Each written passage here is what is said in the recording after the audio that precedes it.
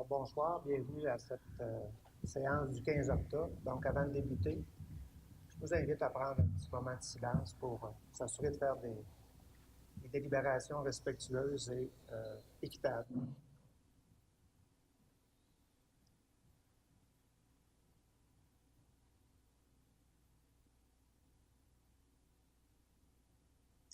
Merci de m'avoir accompagné dans ce moment de silence.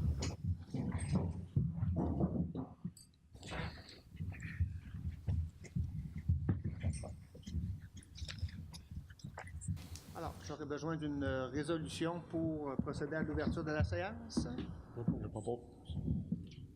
Proposée par M. Richard et appuyée par M. Michel. Merci. Alors, vous avez reçu par voie électronique l'ordre du jour, donc je vais vous en faire lecture. 1. Ouverture de la séance. 2. Ordre du jour. 3. Procès-verbal de la séance du 1er octobre 2018. 4. Période de questions pour de courts sujets non mentionnés à l'ordre du jour de la présente séance. 5. Administration générale et gestion financière. 5.1. Liste des comptes au 15 octobre. 5.2. Règlement numéro 837-18 modifiant le règlement numéro 833-18 afin d'augmenter la dépense et l'emprunt pour un montant additionnel de 2 301 515. Donc, pour adoption. 5.3. Demande de transfert du contrat de cueillette de matières résiduelles à la société 9384-2458 Québec Inc. pour acceptation. 5.4. Abolition du rôle de valeur locative, exercice financier 2019 et suivant. 6. Ressources humaines et technologies de l'information. 6.1. Politique régissant l'alcool et les drogues en milieu de travail pour adoption. 7. Travaux publics et hygiène du milieu. 7.1. Appel d'offres sur invitation. Achat d'abrasifs pour l'année 2018-2019. Adjudication du contrat. 7.2. Appel d'offres publics. Travaux de vidange des boues. Adjudication du contrat. 7.3. Appel d'offres regroupés. Mandat à l'Union des municipalités du Québec. Achat de carburant en vrac. Au point 8, en urbanisme, 8.1, dépôt du procès-verbal du comité consultatif d'urbanisme du 25 septembre 2018. 8.2, mandat au service d'aménagement et d'urbanisme de la MRC de la Matapédia, modification à la réglementation d'urbanisme. 8.3, demande de dérogation mineure pour le lot 3 164-660 du cadastre du Québec, situé au 689 route de l'Anse-Saint-Jean. 8.4, demande de dérogation mineure pour le lot 3 165-140 du cadastre du Québec, situé au 25 rue Maisonneuve. 8.5, demande de dérogation mineure pour le lot 3 165-178 du cadastre du Québec, situé au 123 rue Léopold. 8.6, demande de dérogation mineure pour le lot 3 164-176 du cadastre du Québec, situé au 8 rue Jonca. 8.7, demande de dérogation mineure pour les lots 3 165 555 et 5 477 306 du cadastre du Québec, situés au 36 rue du Carrefour Sportif. 8.8, demande de dérogation mineure pour le lot 3 164 964 du cadastre du Québec, situé au 56 rue des Mélèzes. 8.9, projet assujetti au règlement sur les PIA numéro 617-05 pour le lot 3 165 496 du cadastre du Québec, situé au 6 à 10 boulevard Saint-Benoît-Ouest, projet d'affichage. Point 9, développement économique. Au point 10, loisirs et culture. Au point 11, demande de dons et commandites. Au point 12, représentation, congrès et formation. 12.1, formation sur le déneigement pour le service des travaux publics de la Ville d'Amqui le 30 octobre 2018. Au point 13, affaires nouvelles, 13.1. Alors oui, j'ajouterais en 13.1, embauche du directeur du service de développement économique durable. Et en 13.2, j'ajouterais également autorisation de déplacement au gala méritage sportif du Bas-Saint-Laurent le 3 novembre à Rivière-du-Loup. Merci.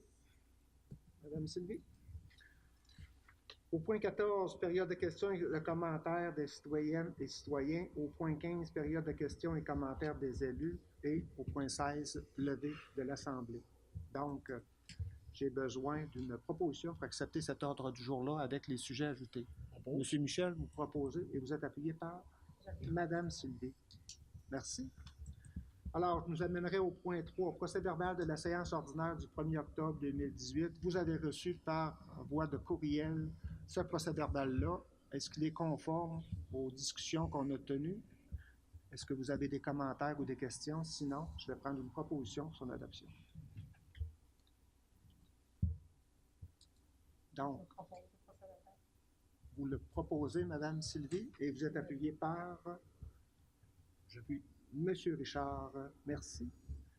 Donc, au point 4, période de questions pour de courts sujets non mentionnés à l'ordre du jour de la présente séance. Alors, est-ce qu'on a des gens qui veulent intervenir à ce moment-ci de la séance?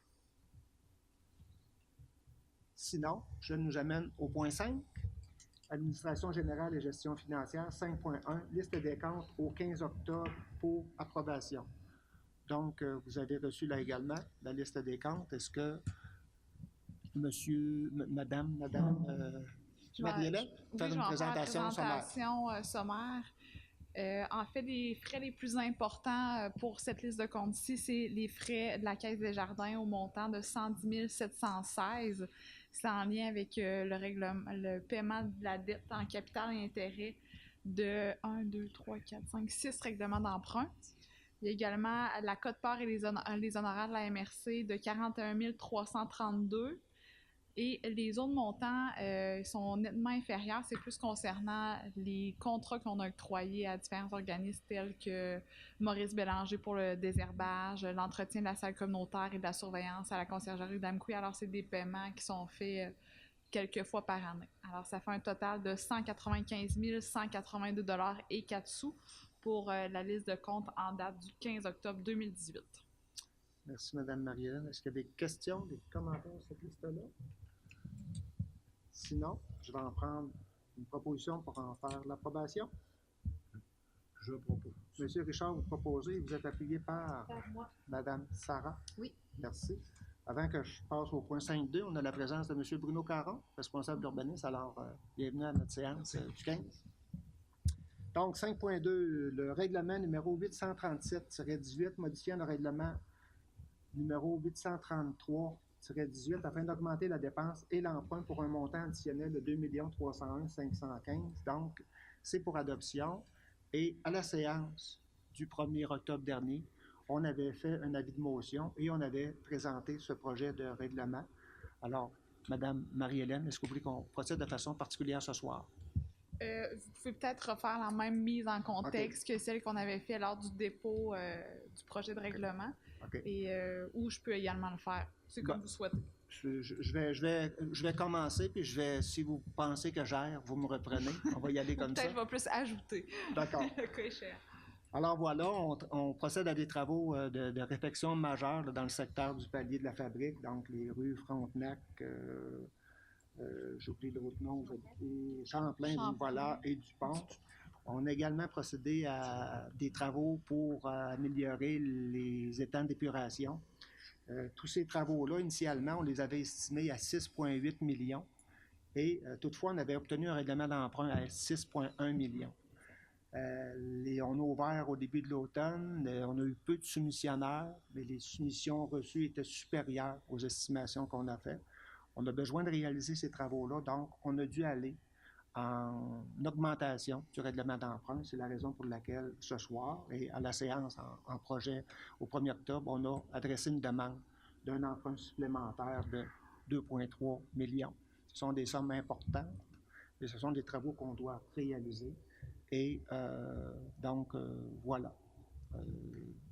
Oui, j'ajouterais seulement que le montant additionnel pour ce règlement d'emprunt est de 2 301 515. Exactement. Il va être payable sur une période de 20 ans, comme l'ensemble des règlements d'emprunt qui sont effectués pour des immobilisations telles que des travaux de voirie. Et ça concerne les mêmes éléments que le règlement initial. Seulement des fins de discussion, c'est pour relocaliser le surpresseur sur l'avenue de la Fabrique à proximité du réservoir d'eau potable sur la rue du Pont, de remplacer certaines conduites d'aqueduc et d'égouts sur une partie des rues Champlain, Frontenac et du Pont, d'effectuer le bouclage de l'aqueduc sur la rue Blanchette, ajouter des vannes de réduction de pression sur la rue Champlain, l'avenue de la Fabrique et l'avenue Guétard-Chambault, remplacer les moteurs de la station de pompage SP1 qui date de plusieurs années, ajouter des aérateurs et remplacer les soufflantes au site de traitement des eaux usées et finalement d'effectuer la vidange des boues aux étangs d'épuration pour un total de 8 463 996 $, conformément à l'estimation effectuée par M. Jérôme Tremblay, ingénieur au service de génie de la MRC de la Matapédia. Et un peu plus tard dans le cours de cette séance-ci, on va également octroyer le contrat pour la vidange des boues. D'accord. Alors, c'est toujours dans le même processus. Okay. Merci, Mme Marie-Hélène. Est-ce qu'il y a des questions, commentaires des élus? Sinon, je vais prendre une proposition pour adopter ce règlement d'emprunt d'ordre. Monsieur Égide, vous en faites la proposition et vous êtes appuyé par? J'appuie. Monsieur Richard, vous appuyez? Merci. Donc, on sera au point 5.3, demande de transfert du contrat de collecte des matières résiduelles à la société 9384-2458 Québec Inc. pour acceptation. Donc, Mme Marie-Hélène? Oui, alors il y a eu une vente d'entreprise entre deux entreprises qui sont des entreprises à numéro. Nous, on a un contrat de 5 ans avec la conciergerie d'Amqui concernant la récupération puis le transport des matières résiduelles. C'est une résolution qui a été datée en 2015. Alors, le contrat est valable jusqu'en 2020. Il y a une clause du devis qui dit que si l'entreprise vend à un tiers, il doit obtenir l'avis et la résolution d'accord de chacune de ces municipalités. Alors, il y a un transfert qui est en train de se faire avec cette entreprise-là vers une autre entreprise et la présente résolution vise à confirmer qu'on autorise le transfert du contrat de collecte de transport de matières résiduelles à cette nouvelle entreprise qui est la société 9384-2458 Québec Inc. Et d'autoriser M. Damour à signer tous les contrats en lien avec ce transfert. Alors, on comprend que pour le moment, c'est une transaction entre la conciergerie et une entreprise dont l'information, je pense qu'il appartiendra aux deux parties d'éventuellement dévoiler leur transaction. Pour nous, on est ce soir avec une entreprise à numéro. Exactement. C'est ce qu'on peut donner comme information, là. C'est ce qu'on possède. Il appartiendra à l'acquéreur ou du vendeur ou de l'acquéreur d'en faire l'information au public le moment opportun.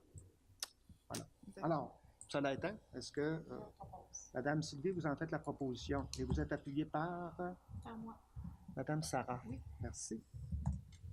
5.4. Abolition de la valeur locative à la ville d'Amqui, exercice financier 2019 et suivant. Donc, je comprends qu'on a besoin à ce moment-ci de l'année d'adopter une résolution qui est conséquente avec l'information qu'on avait indiquée dans le budget 2018. Exactement. L'évaluateur qui est en charge de nos dossiers, j'oublie son prénom et son nom de famille, mais nous demandait d'obtenir une... Non? Non, c'est... Pas le directeur?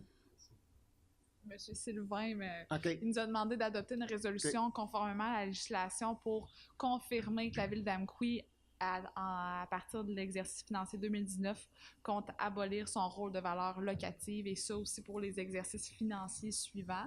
Il va y avoir un plan de communication que nous, on va devoir établir ensemble à l'interne à la ville d'Amqui, mais lui, de son côté, pour qu'il puisse avancer, c'est important qu'il obtienne cette résolution. OK. D'accord. Donc, on est ce soir dans une démarche technique là, pour qu'il puisse avancer dans sa séquence. Puis nous, on va avoir l'occasion d'informer les entreprises et les locataires commerciaux là, de cette nouvelle. Oui, à ce sujet-là, l'ensemble des locataires concernés et des propriétaires ont déjà reçu des mémos dans leur compte de taxes. S'ils ont des questions entre-temps, puis ils écoutent la séance, je les invite à communiquer avec M. Michael Côté, qui est trésorier, qui va pouvoir soit leur donner l'information, les diriger vers les bonnes personnes. Et il y a différentes raisons pour lesquelles la Ville d'Amqui décide d'aller de l'avant dans cette abolition, mais c'est notamment qu'on est rendu moins de 10 municipalités au Québec à tenir un rôle de valeur locative. Alors, c'est pour diminuer tous ces éléments de temps et de frais afférents. Merci, Mme Marie-Hélène. Des questions, des commentaires? Sinon, je vais prendre une proposition. Propose. Monsieur Michel, vous proposez. Vous êtes appuyé par... J'appuie. Monsieur Richard, merci. On sera au point 6, donc une politique régissant l'alcool et les drogues en milieu de travail, évidemment, mercredi, hein? L'entrée en vigueur de la nouvelle loi sur la consommation du cannabis. Donc, quand même, la Ville d'Amqui est assez proactive dans ce cadre-là en déjà adoptant une politique au niveau des drogues en milieu de travail. Oui, exactement. Alors, évidemment, malgré que la loi va permettre la consommation de cannabis à plusieurs endroits, nous, la ville d'Amqui, on va interdire à l'ensemble de nos employés de consommer du cannabis et de l'alcool sur le milieu de travail. Madame Marie-Pierre Morin, qui est la responsable des ressources humaines, va faire le tour de l'ensemble des employés pour qu'ils signent la présente politique afin de les informer c'est quoi nos attentes en tant qu'employeur. Mais en fait, c'est tolérance zéro. On n'accepte pas qu'il y ait de consommation de cannabis sur les lieux de travail. Le principe de base est le suivant. OK. Donc, c'est là-dessus qu'on intervient vraiment dans le cadre d'une consommation à l'intérieur. On n'est pas dans une démarche où on va leur demander d'être sobre une journée à l'avance, où on n'a pas embarqué dans cette dynamique-là. On est vraiment de consommation sur les lieux, Exactement. comme c'est le cas pour l'alcool. Exactement. Okay. Pour continuer la même séquence, c'est sûr que pour les gens qui sont appelés de fin de semaine, je pense notamment à nos personnes aux travaux publics pour le déneigement, eux, c'est le même principe qui s'applique que pour l'alcool. Donc, tu vas être dans un état de prendre le travail. Exactement. OK. Puis s'il y a des problématiques, l'employeur s'engage aussi à aider l'employé s'il éprouve des difficultés dans le cadre d'une consommation X, mais je ne sais pas si vous avez pris le temps de prendre connaissance de la politique, qui est quand même assez détaillée. Le but, c'est de nous donner un outil pour, advenant le cas qu'on a des situations précises, qu'on puisse s'y référer. Mais le principe, c'est vraiment, on n'accepte pas en tant qu'employeur que les employés consomment du cannabis sur les lieux de travail. Ou arrivent dans un état de... Exactement. Okay. Donc, oui, M. Jonathan, pardon? Il y a la possession aussi. Oui. OK. Ben, ouais. Oui, OK. On peut même dire ou la vente. Oui.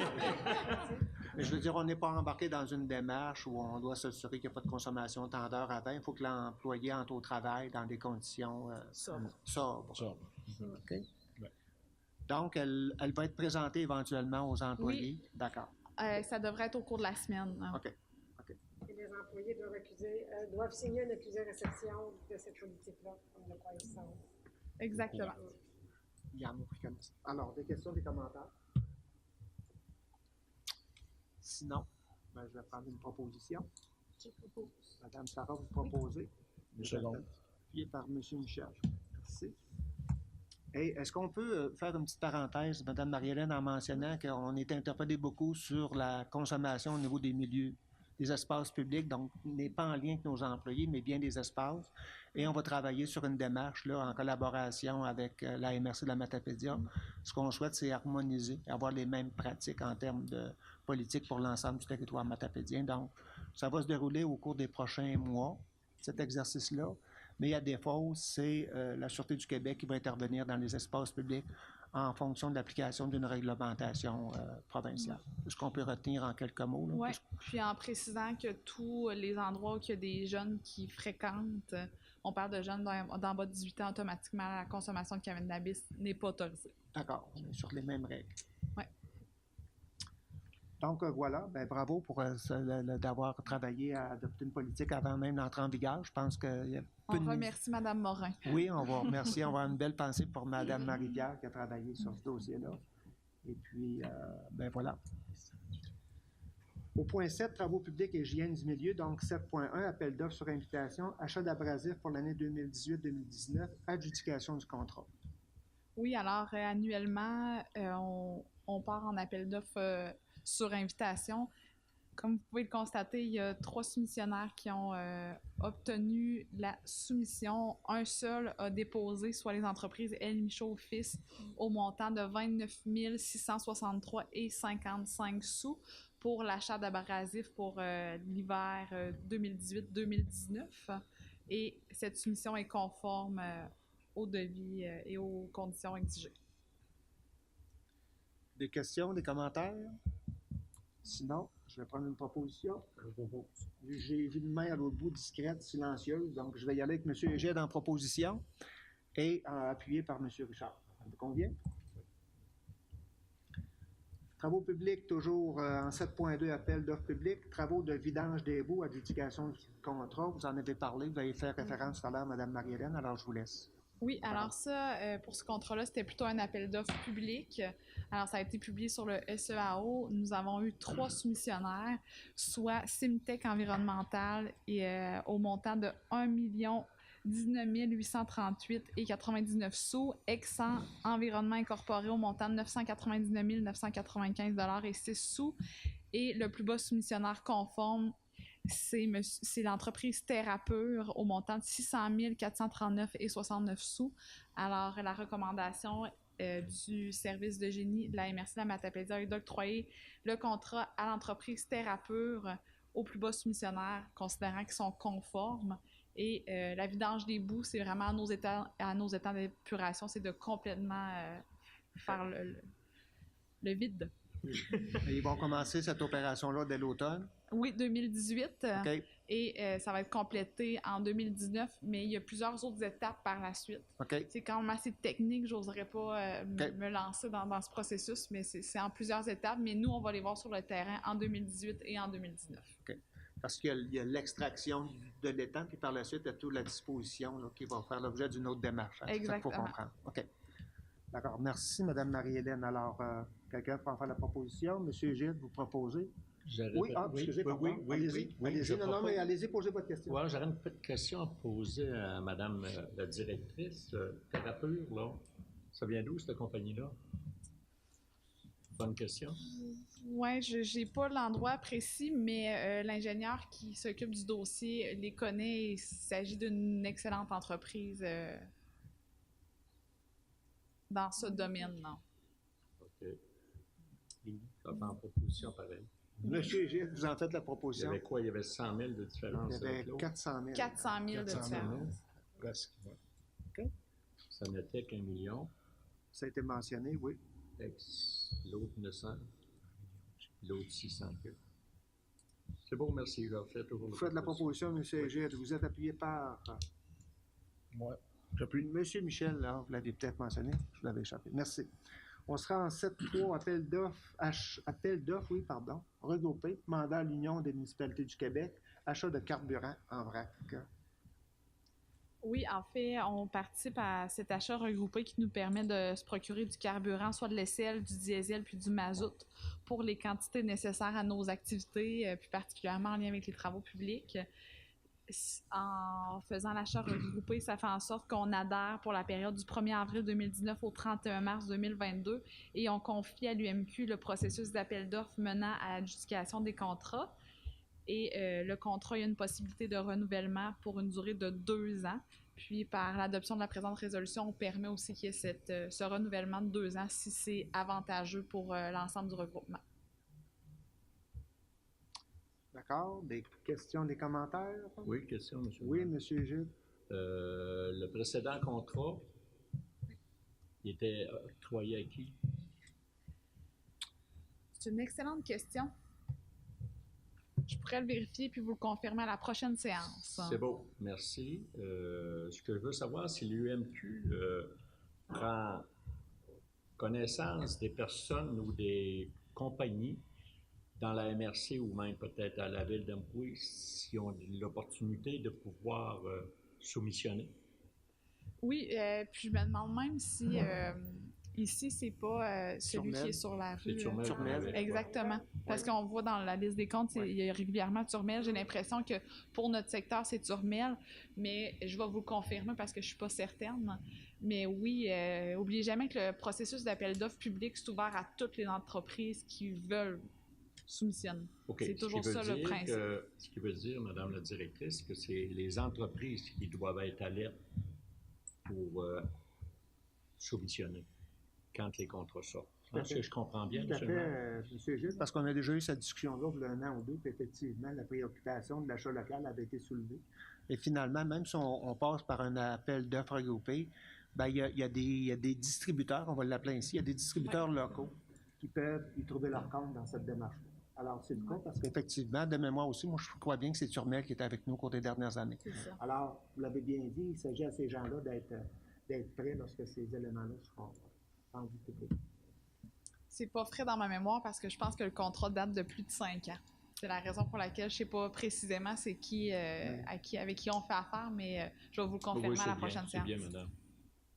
C'est beau, j'en fais la proposition, Okay. monsieur le maire. M. Gilles, vous proposez, vous êtes appuyé par Madame Sylvie. Merci. On sera au point 8, donc 8.1. Vous avez reçu le procès-verbal du comité consultatif du 25 septembre. Donc, c'est pour dépôt. On n'a pas, vous en avez pris connaissance, à moins qu'il y ait des commentaires. Je vais nous amener au point 8.2. Donc, au point 8.2, mandat du service d'aménagement et d'urbanisme de la MRC de la Matapédia, modification à la réglementation d'urbanisme. Oui, je vais vous Monsieur expliquer ça. Bruno? C'est ça. Dans le fond, la MRC de la Matapédia a adopté un règlement 2017-09 visant à modifier le schéma d'aménagement. À ce moment-là, nous, selon la loi sur l'aménagement et l'urbanisme, on doit, dans les 6 mois, procéder à la modification de notre réglementation dans le but d'avoir une concordance avec le schéma d'aménagement. Le but de cette modification-là était de modifier les pentes. Une des raisons des pentes, là, les zones à mouvement de sol. C'est une norme qu'on a dans le schéma et qui était applicable dans notre réglementation. La MRC a décidé d'assouplir à notre demande, la Ville. Ensuite, aussi une modification qu'ils ont fait là, au niveau des zones inondables. La zone inondable a été cartographiée par une cartographie maison qui faisait que lorsqu'on émettait des permis, c'était quand même relativement difficile d'identifier cette cote-là ou cette zone-là sur le terrain.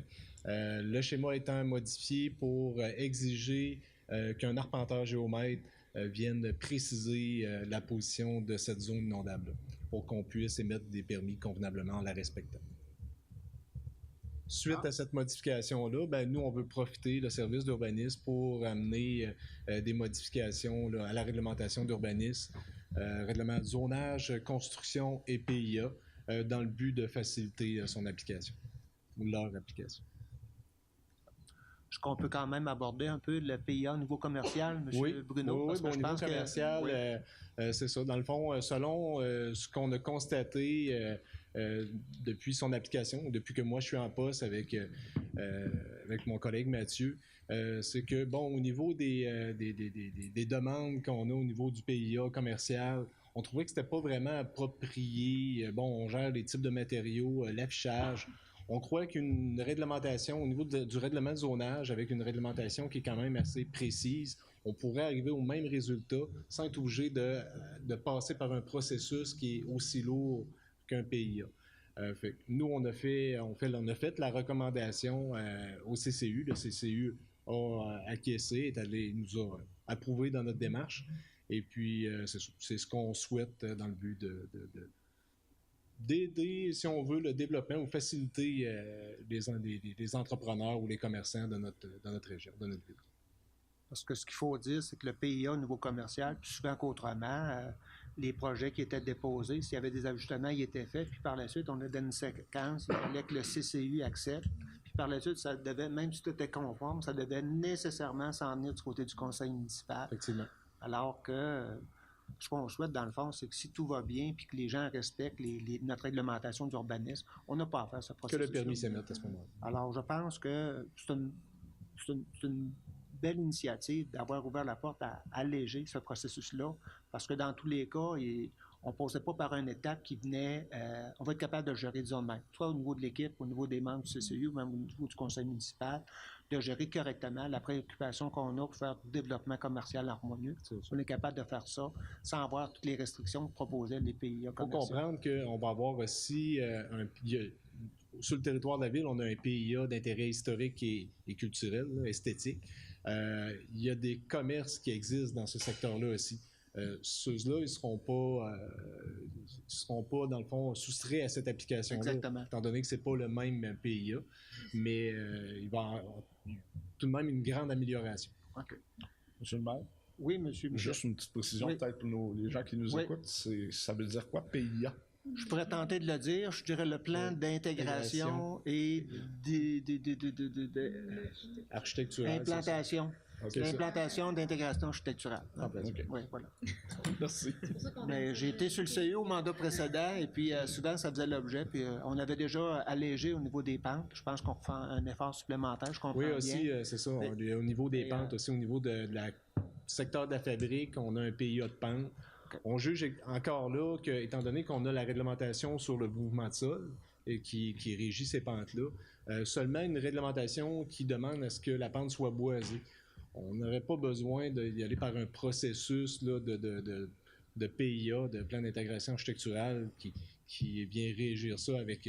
Dans le fond, les gens devaient nous proposer quelque chose. Là, ce qu'on veut, tout simplement, c'est que la pente soit boisée pour éviter qu'il y ait de l'érosion ou du décrochement. Ben, bravo. Donc, on va confier un mandat et on va attendre la suite. Puis par la suite, on reviendra, j'imagine bien, en modification de notre réglementation spécifique à la Ville d'Ancre. Super. Alors, on a besoin de confier ce mandat-là. J'ai besoin d'une proposition. Est-ce qu'on a besoin d'en faire une proposition pour confier le mandat, Mme Marie-Hélène? Oui. Oui, c'est préférable? D'accord. Donc, M. Michel, j'ai vu que vous leviez la main. Vous êtes appuyé par... Ah, à l'autre bout, M. Gilles. Ça va? D'autres questions, commentaires? Il ne parle pas fort, non. Non, il est visuel ce soir, M. Gilles. En période de... Alors, je nous amènerai, si vous êtes d'accord, au point 8.3. Demande de dérogation linéaire pour le lot 3, 164, 660 jusqu'à l'Est du Québec, situé au 689, route de Lens-Saint-Jean. Donc, oui. Considérant bon, que la demande vise à construire un bâtiment accessoire à air ouverte, abri d'auto, et implanter une clôture ne respectant pas la réglementation en vigueur. Considérant bon, que l'article 7.4.5 du paragraphe 2A du règlement du zonage 113-05 prévoit que l'implantation d'un bâtiment accessoire isolé à air ouverte est autorisée seulement dans la cour latérale et arrière lorsque le bâtiment principal est localisé à une distance inférieure ou égale à 25 mètres de la ligne de rue, alors que le bâtiment projeté serait situé en partie dans la cour avant et empiéterait de plus ou moins 8 mètres à l'intérieur de celle-ci.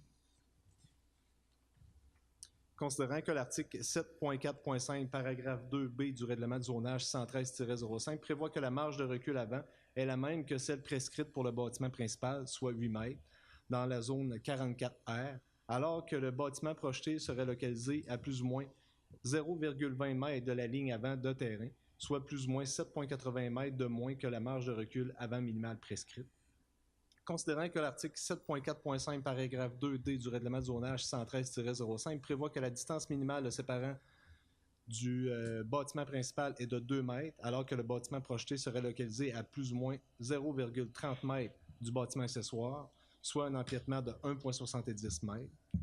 Considérant que l'article 7.4.5, paragraphe 3A du règlement de zonage 113-05 prévoit que la superficie au sol du bâtiment accessoire à air ouverte ne doit pas excéder 25 mètres carrés, alors que le bâtiment projeté aurait une superficie au sol de 32,7 mètres carrés, soit 7,7 mètres carrés de plus que la superficie maximale permise. Ça, c'est concernant le bâtiment accessoire. Concernant la clôture, considérant que l'article 9.5.2, paragraphe 1-1 du règlement de zonage 113-05 prévoit que dans la cour avant, la hauteur d'une clôture opaque à plus de 20% ne doit pas excéder 1 mètre, alors que la clôture projetée comprendrait 2 panneaux d'une hauteur de 1,5 mètre et d'une longueur de 2,44, ainsi qu'un panneau d'une hauteur de 1,80 et d'une longueur de 2,44 mètres, soit entre 0,50 mètres à 0,80 mètres de plus que la hauteur maximale permise. Donc, le comité consultatif d'urbanisme recommande au conseil municipal d'autoriser la construction d'un abri d'auto ayant une superficie au sol de 32,7 mètres carrés, situé à plus ou moins 0,30 mètres du bâtiment principal et localisé en partie dans la cour avant. Toutefois, l'acceptation est conditionnelle à ce que l'abri d'auto soit localisé à une distance minimale de 5 mètres de la ligne avant, afin de maintenir une cohérence avec la décision du comité dans le cadre d'une démarche similaire traitée récemment pour la propriété située au 841 route de Lens-Saint-Jean. De plus, le comité recommande d'accepter l'implantation d'une clôture dans la cour avant dont la hauteur projetée ne respecte pas la réglementation en vigueur, sous condition que la section de la clôture qui est près de la limite avant n'ait pas plus de 1,2 mètre de hauteur. Bien. Alors, est-ce qu'on a des gens dans la salle qui veulent intervenir en regard de cette demande-là? Oui, je vous invite à vous présenter. Oui. La parole. Bonsoir. Carole Abud, bonsoir. C'est que lorsque j'ai fait la demande de dérogation mineure, c'est que c'est pour un bâtiment à claire-voie. C'est un abri d'auto qui a seulement des faits par C'est un abri d'eau préfabriqué d'abord. C'est pas une construction là, opaque c'est avec des panneaux translucides qui se trouvent sur le toit et que ça traitait de très bon goût. D'ailleurs, j'avais donné à M. Rioux, l'inspecteur municipal, où j'ai demandé la dérogation, tous les plans, tous les devis là, que ça prend. Le conseil a reçu cette documentation. Je ne sais pas si vous l'avez vu. Oui. En tout cas, c'est très nouveau, c'est très élégant et ça se confond dans l'espace de l'endroit où je demeure. Maintenant, parce que je suis allé voir la résidence de 841, on m'avait d'abord donné 847, mais je suis allé là, mais c'était pas, ça n'avait aucun lien. Je suis allé au 841. Je ne peux pas non plus analyser la situation. C'est tout en construction. Tout est il y a un contracteur qui est là, on fait des réparations, il n'y a absolument rien. Puis la situation de la maison n'est pas la même chose que chez moi. Maintenant aussi, il y a une caractéristique que le comité n'a pas regardée, que j'avais dit à M. Rioux qui était venu voir. C'est qu'il y a à peu près une 15-20 ans, la route a été déplacée vers le nord. Face à chez moi et face à mon voisin côté à l'époque qui était là. C'est que la route, l'emprise du chemin, si on veut, c'est vrai qu'elle est collée sur mon entrée, sauf que pratiquement aujourd'hui, si on avait à l'époque fait comme dans ce qu'on faisait avant, la théorie de la rétrocession aux propriétaires riverains de la route qui était déplacée, on devenait propriétaire par accession. Mais ici, à Amqui, on n'a jamais eu cette chose-là. On n'est jamais devenu propriétaire par accession de la bande de chemin qui est non utilisée pour le trafic. Mais qui est asphaltée. Mais elle a toujours été comme ça. Elle a toujours été de même. C'est un asphalte là, si vous venez voir, c'est un asphalte qui était là à l'époque, là, quand moi j'ai acheté en 78. Puis ça n'a jamais été réasphalté, sauf la partie plus au nord, là où le pavé, la route passe effectivement. J'ai même pris des photos pour démontrer là-dedans, puis monsieur Roux les a vues. L'endroit où les voitures passent, la circulation passe en avant de chez nous. Il y a un espace d'environ 15 pieds à partir de l'entrée de mon entrée, aller jusqu'à la voie de circulation. Ça, j'ai calculé ça. Ça veut dire que l'endroit où on me permet de faire mon abri, il y aurait au-delà de 30 pieds. Puis aussi, c'est que actuellement, mes voitures, c'est un stationnement en long. C'est pas des stationnements de voitures latérales, c'est des voitures en long. C'est que, même à ça, mon auto est à moins de 5 mètres de l'emprise du chemin. Et les poteaux qui viennent s'installer sur mon terrain sont pas dans le chemin, pas en avant sur le côté de la rue, sont entrés vers le terrain, mais c'est la toiture qui mesure 16 pieds. Ça veut dire qu'il y a 2 toitures de 16 pieds qui fait 32 pieds, sauf que c'est la voûte en acrylique. Mais les poteaux en façade avant sont quand même à proximité de la toiture. Là. Non, sont retirés. Ils sont de plus quelle retirés. distance environ? C'est ça. Si vous avez vu, c'est comme moi, j'ai... Oui, on l'a. Vous l'avez vu? Oui.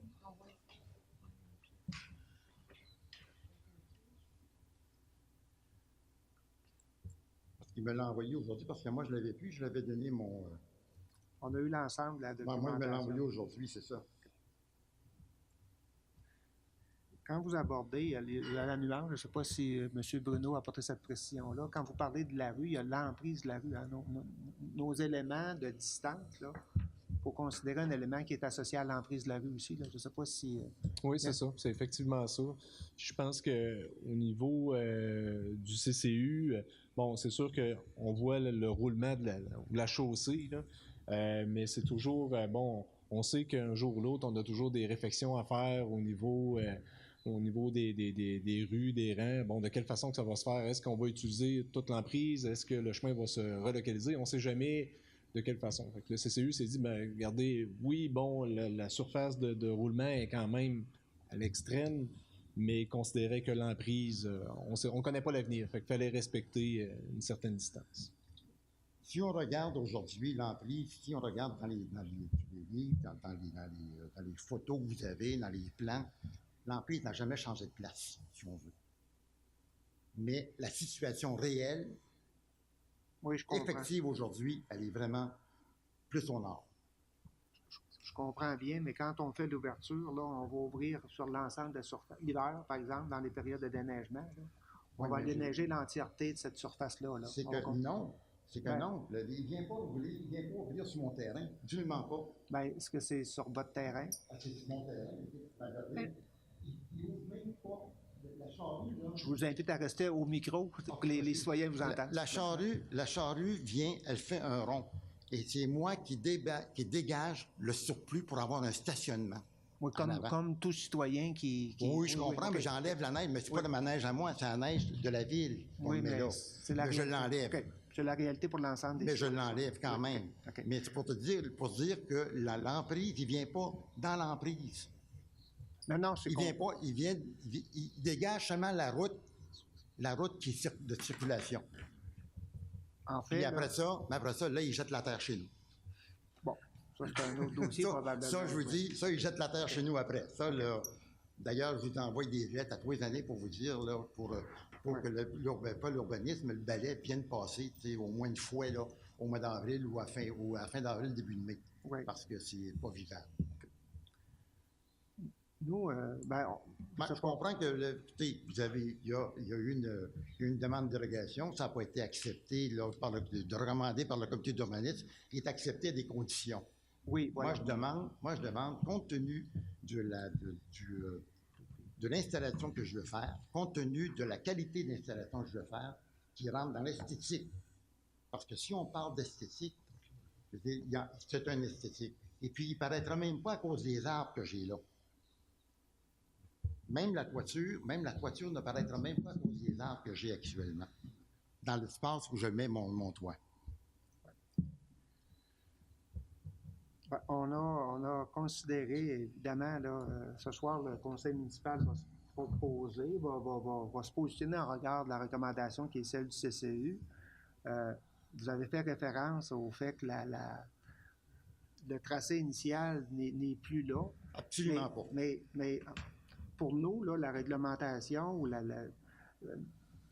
les données légales qu'on a pour prendre des décisions, c'est pas je comprends que vous nous dites, ben, la voie s'est déplacée au nord, mais dans les termes concrets, là, on est toujours à proximité de votre résidence. Là. Je comprends très bien, mais tout le secteur est à proximité. Puis je regarde la maison, il est à 4 maisons de chez moi. On a donné un contrat de 3 étages à une maison qui est sur le bord de la rue. Oui. Bon, vous savez, il y a des situations, et puis il y a une autre maison à côté de chez moi qui est quasiment côté quasiment à côté dans l'emprise de la route, bien plus près que mon entrée d'auto. Oui. Comprenez-vous? C'est ça. Mais ça, c'est des demandes de dérogation qu'il y a eu et qui ont accepté. Même des changements de règlement qu'il y a eu. Effectivement. Vous savez, je pense que la ville peut faire quelque chose. La ville peut recommander au comité d'urbanisme de revoir sa décision en fonction des situations actuelles. Et puis, est-ce que la ville va un jour modifier cet espace-là? Moi, j'entends bien M. Caron. Écoutez, il dit, on ne sait pas ce que l'avenir va nous prévoir. Écoutez, dans mon rang, face à chez moi, là, dans le secteur là, que je vis, écoutez, il y a eu un déplacement de route. C'est chez moi, ça fait au-delà de 20 ans. Il n'y a pas eu de travaux. Oui. Puis l'avenir me prévoit qu'il n'y aura pas de modification d'ici 20 ans encore. OK. Ça, c'est mon avenir à moi. Malgré, je comprends, M. Caron dit on ne sait pas le développement. Ben, écoutez, si c'est garant du passé, l'avenir est garant du passé, là, je pense qu'on n'aura pas bien de nouveaux changements. Puis s'il y a un changement, il ne viendra pas affecter négativement la situation, il va l'affecter positivement. D'accord. On va, Monsieur Caron a travaillé avec le comité d'urbanisme là-dessus. Vous avez J'aurais aimé être invité. Maintenant, là, je ne savais même pas qu'on pouvait assister au comité d'urbanisme. OK. Vous savez, c'est pour vous dire, là, parce que moi, C'est pas le cas. Je pense que c'était. on me dit que c'est public, que je pouvais aller. Au comité Moi, d'urbanisme, je crois pas que c'est public. oh, j'ai aucune idée. Mais vous pouvez vous présenter, là. Je ne peux pas Ouais. répondre Moi, à on ça. me dit qu'on pouvait se présenter, mais je me suis pas, j'étais pas là ce soir-là, en tout cas. OK. On va faire des vérifications. À ma connaissance, moi, c'est à huis clos que ça se tient, mais On Ben, peut j'ai entendre appris ça, là. sur demande. J'ai appris ça la semaine passée, là. Vous savez, quand je vous ai rencontré. OK. Ce soir, le projet est soumis au niveau du comité du conseil municipal. Alors, vous avez eu l'occasion d'exprimer vos préoccupations. Ben, écoutez, oui. c'est une préoccupation. Puis aussi, c'est que je veux faire quelque chose. Puis tout ce que j'ai fait actuellement, je l'ai fait dans le respect le plus grand de l'environnement, puis le plus grand de la situation de ma résidence, puis de l'amour que je porte à l'Anse-Saint-Jean. On ne peut pas dire ça de tous mes voisins, mais moi, en tout cas, je porte un intérêt particulier à l'Anse-Saint-Jean, puis particulièrement à ce où je demeure. Et tous les travaux que je fais, j'essaie de les faire dans le respect. J'aurais pu le faire, puis vous mettre devant le fait accompli, puis après ça, demander une modification, vous savez, mais c'est pas de même que je vais agir. C'est pas de même que je vais agir. Parce que je sais qu'il y en a beaucoup qui font ça. Je voulais prendre la parole, Mme Sarah. Je pense pas que les gens fassent ça, là. Il y en a qui font. Il y en a qui le font. OK. Il y en a qui le font. En tout cas, Alors, ça, c'est un autre débat. OK? Mais ce que je veux vous dire, c'est que lorsque je fais quelque chose chez moi, j'essaie de le faire correctement. Je pense qu'on ne met pas en cause l'esthétique ou la qualité de vos travaux. C'est On ça, est mais vraiment... je pense que vous ne le mettez pas en cause, mais il faut en prendre en considération Oui, oui, lorsqu'on oui. fait des demandes. Oui, oui. C'est ça que je dis.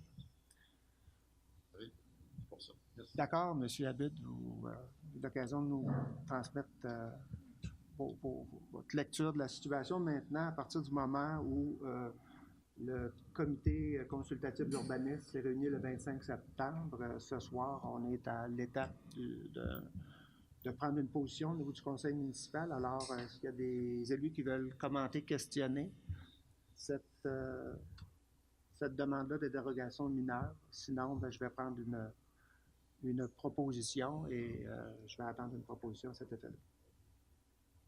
Alors, est-ce que quelqu'un est prêt à proposer la recommandation du comité de l'urbanisme? Étant donné que j'étais sur le comité d'urbanisme à ce moment-là et que j'ai voté pour tout ça, ben moi, je proposerais de maintenir la décision lors du comité. Alors, vous en faites la proposition, Mme Oui. Sarah? Est-ce que vous êtes appuyé? J'appuie. La décision, le comité d'urbanisme a travaillé fort là-dessus. Tout a été analysé. Je suppose, M. Bruno, que tout ce qui a été mentionné par M. Abud. Ce que je peux vous dire, c'est que le dossier était complet. M. Abud, avec M. Rioux, ont travaillé à nous donner tous les éléments là, pour être en mesure d'analyser. Puis, il faut comprendre que le CCU, c'est une recommandation. C'est bien une recommandation que le CCU fait aux élus, au conseil de ville. Et c'est à la ville de prendre la décision. Exactement. Vous pouvez voter. Alors, j'ai eu une proposition, c'est appuyé. Juste une Oui. question pour Oui, bien comprendre. alors, Qu'est-ce puis- que ça représente pour M. Abud? Ça veut dire qu'au niveau de la profondeur de son abri, elle devrait être moins profonde que la demande initiale parce qu'il doit respecter un espace entre le chemin et puis... Oui, c'est ça. Dans le fond, il faut le réduire pratiquement de 5 mètres parce que l'abri se rendait jusqu'à 20 cm de l'emprise. Là, le CCU recommande de respecter au moins 5 mètres. Ce qui fait que la première section, je crois, là, de M. Abud mesurait 16 pieds, qui est environ ça, 5 mètres. Ce qui veut dire que c'est pratiquement seulement un abri que le CCU recommande. Donc, j'ai eu une proposition, j'ai eu un appui. Ça va? Si vous êtes d'accord, je vais nous amener au point 8.4. Donc, au point 8.4, demande de dérogation mineure pour le lot 365-140 du cadastre du Québec, situé au 25 rue Maisonneuve. Monsieur Bruno? Oui. Considérant que la demande vise à régulariser la localisation dérogatoire d'un bâtiment accessoire annexé au bâtiment principal, une remise sous la galerie arrière. Considérant que l'article 741 paragraphe 3A du règlement de zonage 113-05 prévoit que la marge de recul arrière minimale à respecter est la même que celle prescrite pour le bâtiment principal, soit 6 mètres, alors que la remise est située à 4,24 mètres de la ligne arrière, soit un empiètement de 1,76 mètres. Le comité consultatif d'urbanisme recommande au conseil municipal d'autoriser la localisation de la remise annexée au bâtiment principal. Donc, Madame Sarah, vous avez eu l'occasion de traiter de ce dossier-là. Des questions, des commentaires des élus? Sinon, j'ai besoin d'une proposition. Propose. Monsieur Michel, vous proposez d'appuyer la recommandation du CCU et vous êtes appuyé par... Besoin d'un appui? Je peux appuyer pour tout ce qu'il veut poser à soi, mais ça a tout été discuté sans comité. Alors, oui, j'appuie. Merci, Monsieur Richard. On va aller au... Oui, Monsieur Gilles. J'avais peut-être une question à poser par rapport à cette dérogation-là. Oui. Quand on a demandé cette dérogation-là est acceptée, si un jour le propriétaire vend, est-ce que vu que la dérogation est acceptée, ça devient automatiquement légal et à partir de là, il n'y a plus de questions qui se posent par rapport qui n'est pas à 1 mètre, 2 mètres, 3 mètres ou 4 mètres? Là. En fait, la réponse à ça, M. Gilles, c'est que plus souvent qu'autrement, lorsqu'on a des demandes, dans 80% des cas et plus, c'est lors d'une transaction immobilière qu'on a des demandes de temps. Pour répondre à votre question, à partir du moment où la dérogation mineure est accordée, bien, elle va suivre les propriétaires suivants. Pour régulariser la situation. Et si je continue dans le même... c'est que ces personnes-là ont installé automatiquement des remises ou n'importe quoi comme ça, sans permis. Là. Ils ont installé ça je ne illégalement. dirais pas le mot sans permis. Il y a différentes raisons qui font qu'il y a des dérogations mineures. Des fois, ça peut être parce que les permis n'ont pas été demandés, mais ce n'est pas toujours le cas. C'est peut-être que le permis a été demandé, mais dans la localisation, le bâtiment n'a pas été situé exactement à l'endroit que les plans prévoyaient. Donc, il ne faut pas nécessairement considérer ça comme étant des... Le permis a pu être demandé, mais le propriétaire... La réalisation des travaux, puis avoir un... Ça n'a pas été vérifié après. Pas tout à fait au même endroit que le plan. C'est que là, 20 ans ou 30 ans, les demandes de permis, bon, la façon de fonctionner était différente. Pour l'obtention d'un permis, les dépôts de documents, bon, il n'y avait pas nécessairement d'arpentage ou un certificat d'implantation, des choses comme ça. Le permis s'émettait, on dit, bon, il était inscrit, tu dois respecter 6 mètres de la limite arrière. La personne croyait qu'elle était à 6 mètres, mais dans les faits, on était à 4,26. Même la localisation des terrains n'était pas trop cadastre et tout ça. Est-ce que ça va pour la précision, M. Oui, c'est bon. Merci. Okay. Je nous amène en 8.5. Demande d'interrogation mineure pour le lot 365-178 du cadastre du Québec, situé au 123 rue Léopold. Oui, la demande vise à aménager un stationnement qui sera situé en partie en front du mur avant du bâtiment principal. Considérant que l'article 10.3, paragraphe 1 du règlement de zonage 113-05 prévoit pour les usages résidentiels, à l'exception des allées en demi-cercle conformes aux dispositions de l'article 10.2.7, que l'aire de stationnement hors rue ne doit pas être localisé dans la partie de la cour avant située en front du mur avant du bâtiment principal, alors que l'empiètement du stationnement en front du mur avant de la résidence est de 0,27 mètres. Considérant que l'aire de stationnement est conforme à toutes les autres normes encadrant les aires de stationnement, le comité consultatif d'urbanisme recommande au conseil municipal d'autoriser l'aménagement d'un aire de stationnement localisé en partie en front du mur avant du bâtiment principal. Donc, est-ce qu'il y a des questions, des commentaires en regard de cette demande-là? Madame Sarah, vous l'avez traité au CCU? Alors, je trouvais que le 30 cm était trop. Très grave. C'était acceptable. C'était très acceptable. OK. Monsieur Gilles, la proposition. Monsieur Gilles, vous en faites la proposition. Et vous êtes appuyé par Madame Sylvie. Merci.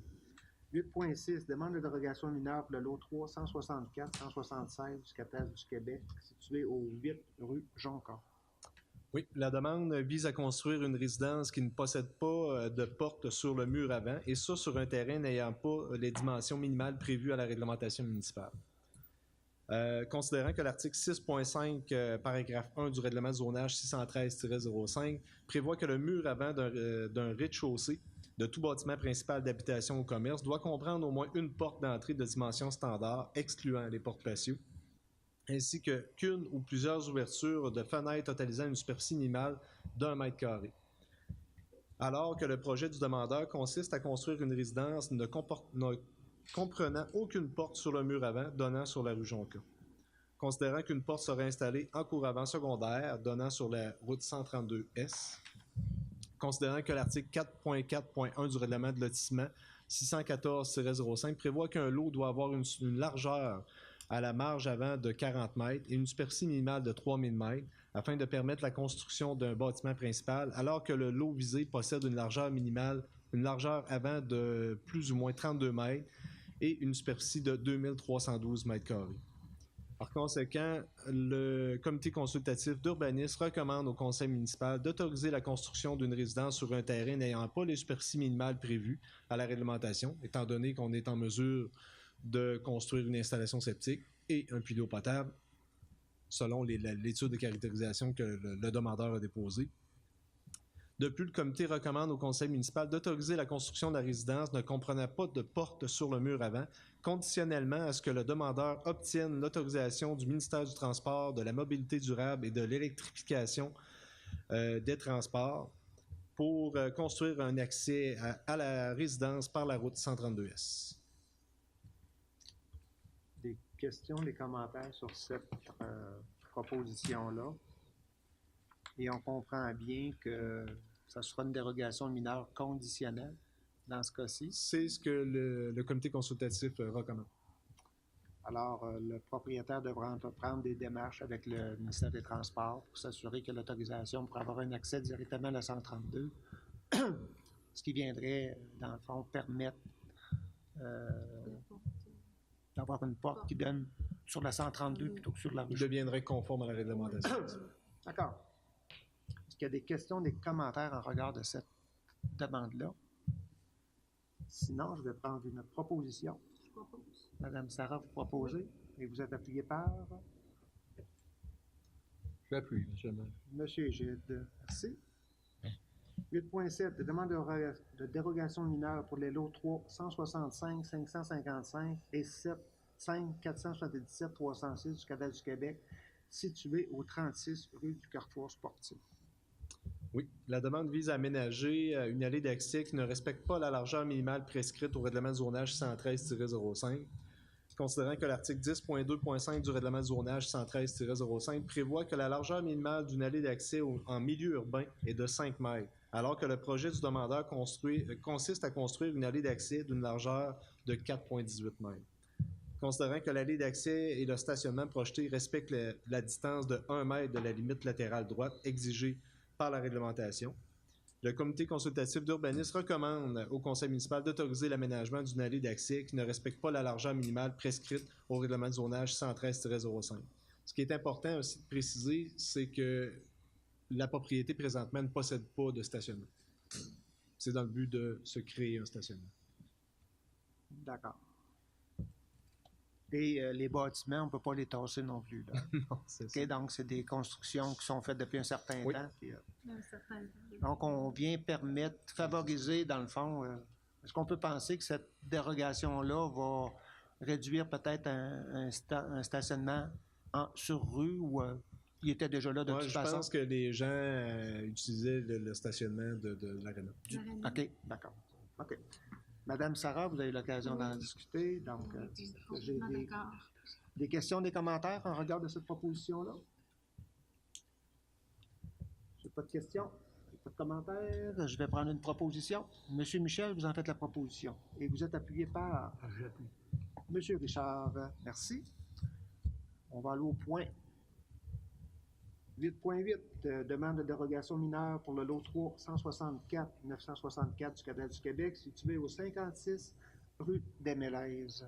Oui, la demande vise à régulariser la localisation d'un bâtiment accessoire remise devenant non conforme dans le cadre de la vente d'une partie de terrain visée, considérant que l'article 743, paragraphe 3D du règlement de zonage 113-05 prévoit qu'une remise privée isolée que la marge de recul arrière minimale est de 1,2 m si elle ne comporte pas d'ouverture donnant sur la ligne arrière, alors que la remise serait située à 0,40 m de la ligne arrière, soit un empiètement de 0,80 m dans la marge minimale prescrite. Le comité consultatif recommande au conseil municipal d'autoriser la localisation de la remise existante devenant non conforme dans le cadre de la vente d'une partie de terrain. Pour vous résumer, il y a une vente d'une propriété.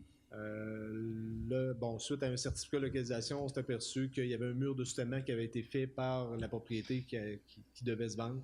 Et puis le mur était en partie chez le voisin. Pour régulariser ça, il y a eu une vente de terrain, mais dans les faits, ça fait plusieurs années que tout est comme ça. Que le bâtiment est près du mur de soutènement, mais c'est ça. Dans le fond, on voit les photos qui vous ont été soumises aussi. D'accord. Des questions, des commentaires en regard de cette demande? Sinon, je prends une proposition. Madame Sarah, vous proposez et vous êtes appuyé par? Appui. Monsieur Michel, merci. Et un petit projet PIA pour terminer notre section urbanisme. Donc, le 8.9, projet assujetti au règlement sur les PIA, numéro 617-05 pour le lot 3, 165 496 du Cadastre du Québec, situé au 6 à 10 boulevard Saint-Benoît-Ouest pour un projet d'affichage. Oui, d'affichage et de rénovation.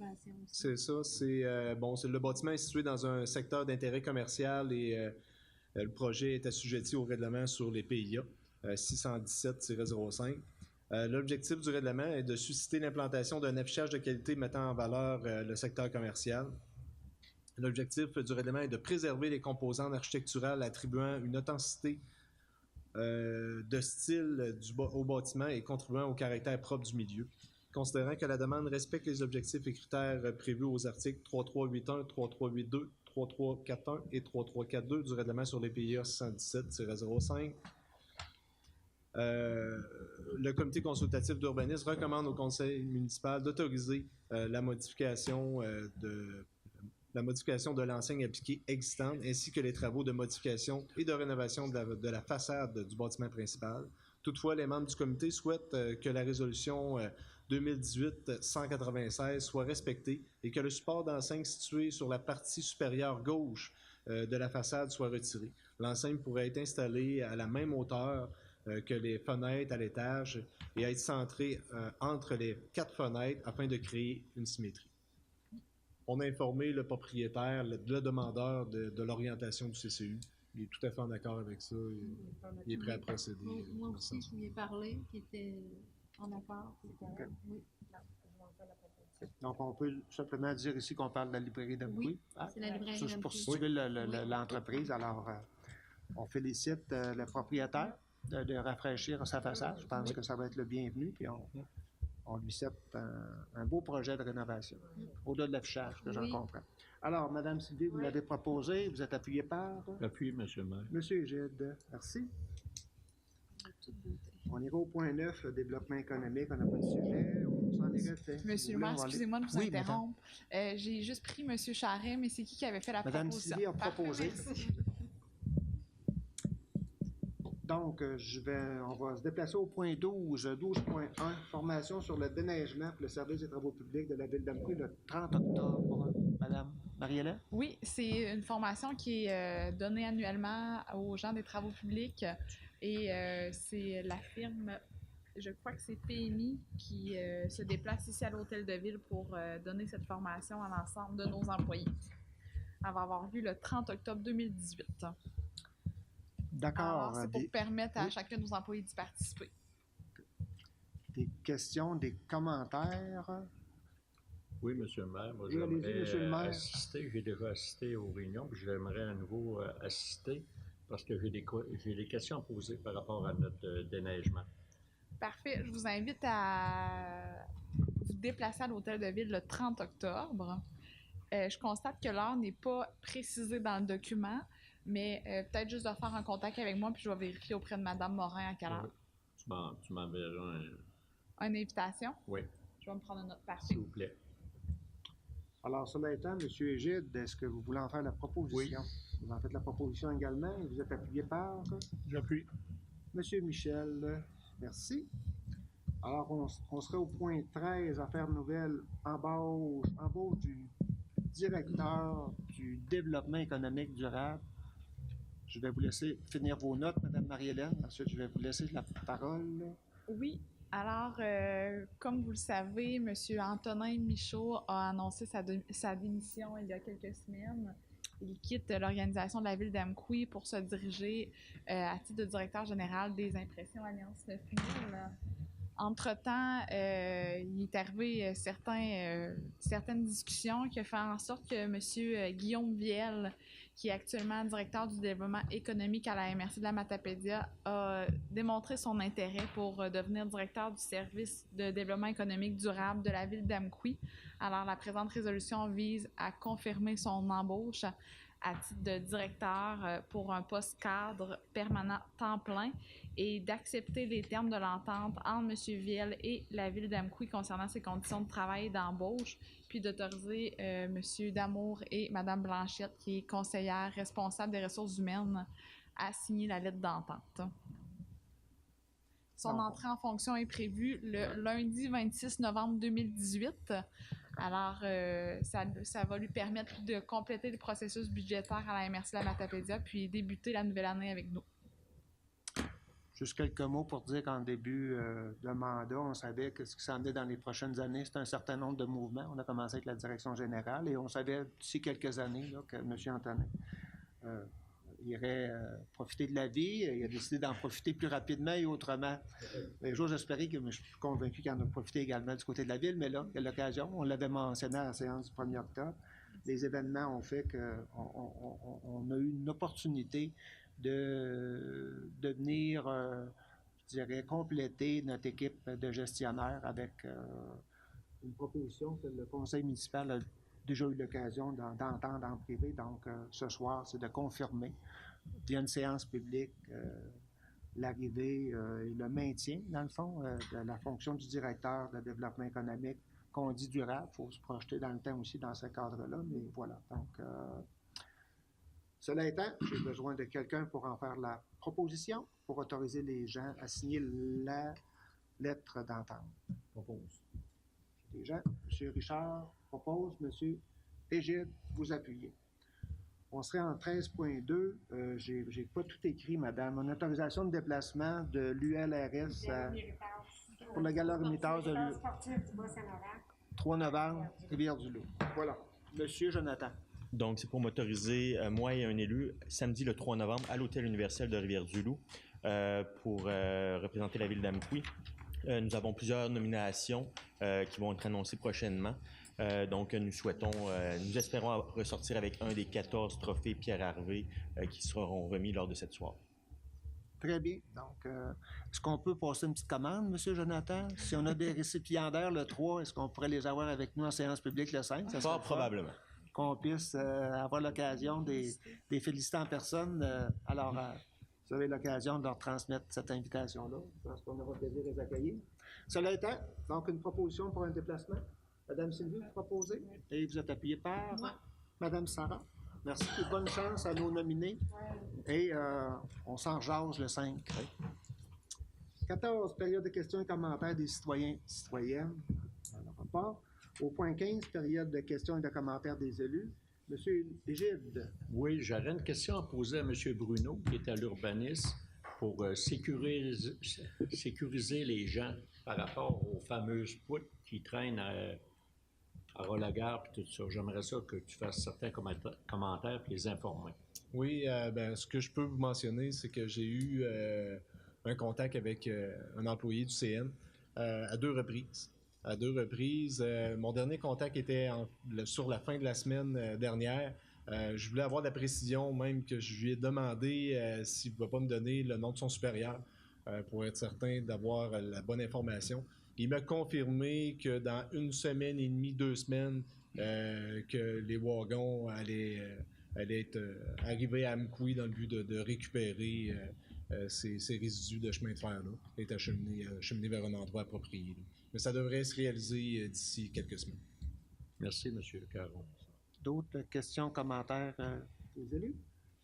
Ben, Monsieur Michel? Une petite précision concernant le CCU. Là, c'est probablement à huis clos, mais est-ce qu'il n'y aurait pas possibilité à l'occasion, je ne sais pas comment arbitrer ça, là, mais que un citoyen qui est en demande devant le comité puisse aller exposer, parce qu'on a une réunion avant où on se fait expliquer la décision et tout ça. Puis, pour prendre le cas précis de ce soir, j'ai eu l'impression que M. Abud apportait des arguments dont vous n'aviez pas pris connaissance. Ce qui ne veut pas dire que vous auriez changé votre décision. S'il avait pu les exposer, peut-être que ça aurait pu modifier. Ou en tout cas, vous auriez eu un enrichissement personnel d'informations, je pense.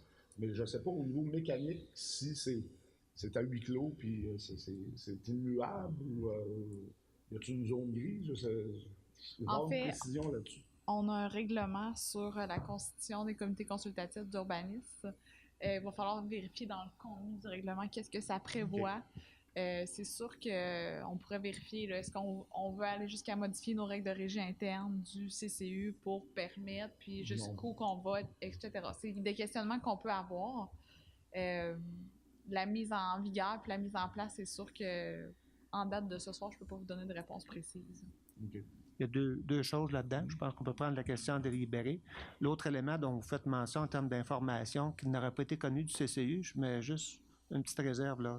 Moi, je ne dis pas que c'est pas le cas, mais... moi non plus. Non, mais vous mentionnez que M. Abud a amené des éléments nouveaux. Je ne suis pas en mesure de juger de ça, là. Il y a juste une notion de prudence en regard de cet élément-là. Moi, en fait, je voudrais vous adresser. Moi non plus, je ne le sais pas, mais j'ai eu l'impression que c'est ça, donc. quelque chose à me m'amener, qu'il y a eu des réactions qui semblaient positives par rapport à ce qu'il disait. Non, je pense que le dossier était vraiment complet. M. Abud, M. Rio avaient vraiment monté un bon dossier qui nous permettait de comprendre vraiment l'ensemble du dossier pour le but de rendre une recommandation qui était souhaitable. Donc, on va retenir cet élément-là de délibérer. On va faire des vérifications. Dans quelle mesure on est capable d'accueillir un citoyen qui voudrait interpeller le CCU directement, puis on reviendra en réponse publique. Je pense qu'il serait pertinent de la faire sous cette forme-là. Ça va, M. Michel? Oui, parfait. Okay. Autre question, commentaire? Peut-être que je pourrais faire un petit rappel. Oui, M. Richard, absolument. Concernant pour la semaine prochaine, alors ça a apparu dans les journaux, alors c'est pas nouveau, mais c'est un rappel qu'on peut faire aux citoyens et citoyennes. C'est la conférence de mademoiselle Marianne Saint-Gelais, mercredi le 24 octobre à la salle Jean Cossette à 19h30. Alors, il y a un coût rattaché à ça. Je n'ai pas le prix que ça coûte, là, mais c'est pas cher. 20 $, je crois, pour 20 $. 10 $ pour étudier. 20 $. Alors, la totalité des revenus générés par la vente de billets seront remis à Opération Septembre, qui appelle, pour soutenir la persévérance scolaire. Alors, c'est en lien avec Cosmos qui est l'organisme porteur, non? Et puis, les maisons de jeunes de Sébec, Cozepscal et Amqui qui sont impliqués à l'intérieur de ça. Alors, Marianne Saint-Gelais, je n'ai pas besoin de vous donner... Marianne Saint-Gelais fait rapport de son parcours qui l'a mené à gagner 2 médailles d'argent lors des Jeux olympiques de Vancouver et de répéter l'exploit 4 ans plus tard en mettant la main sur une 3e médaille d'argent à Sochi aux côtés de ses coéquipières. Marianne est une athlète dédiée, mais surtout une personnalité rafraîchissante, dotée d'une franchise désarmante. Pour elle, gagner ne se fait pas sans plaisir. À l'entraînement, elle met néanmoins les efforts nécessaires pour s'améliorer et devenir une redoutable adversaire. Son parcours sportif témoigne de l'importance de la confiance en soi, d'abord et avant tout. Alors, je pense que c'est quand même intéressant, alors que Mme Saint-Gelais vienne nous rencontrer ici à Amqui. Alors, on invite toute la population, on veut beaucoup de monde. Alors, la cause est bonne aussi. Alors, c'est une invitation pour le 24 octobre à la salle Jean Cossette. Puis la journée précédente, on a le 23, M. Richard, hein? Le Consultation 23. MADA. Oui, Ici à l'hôtel de ville. Il ne faut pas échapper cet élément-là. Celle-là, elle est gratuite. Oui, tout le monde a eu ça, là, cette petite carte-là, l'invitation. Donc, on a une grosse semaine la semaine prochaine. Alors, il va y avoir de la Oui. C'est à la salle du conseil, alors il y a de la place pour 200-300 personnes. Alors, on attend. On attend. Ça va être l'occasion de discuter. Alors, c'est suite à l'enquête qu'on a effectuée lors du printemps dernier. Le comité de pilotage de la démarche MADA d'Amqui souhaite nous présenter le plan d'action 2018-2021 pour les aînés. Alors, 23 octobre, 18h30, ici à la salle municipale. Vous vouliez compléter, M. Jonathan, ou vous vouliez refaire l'invitation? OK. Voilà. D'autres questions, commentaires des élus? Sinon, avant de lever l'Assemblée, M. Tonin, encore une fois, merci de... Bonne... ça va être une dernière présence avec... comment il s'appelle? Camélério ou... Mais cela étant, vous êtes toujours le bienvenu. Vous avez des projets à venir nous présenter. L'invitation vous est lancée de venir nous rejoindre. Sinon, bien du plaisir dans votre prochain projet professionnel. Puis, voilà.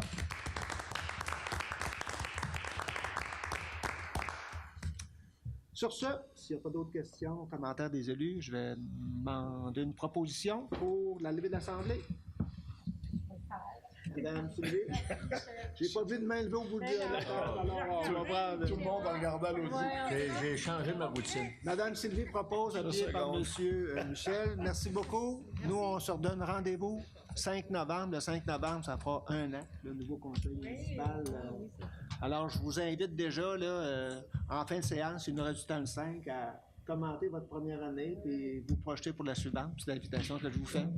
Alors, nous, on se redonne rendez-vous 5 novembre prochain. Merci et au plaisir.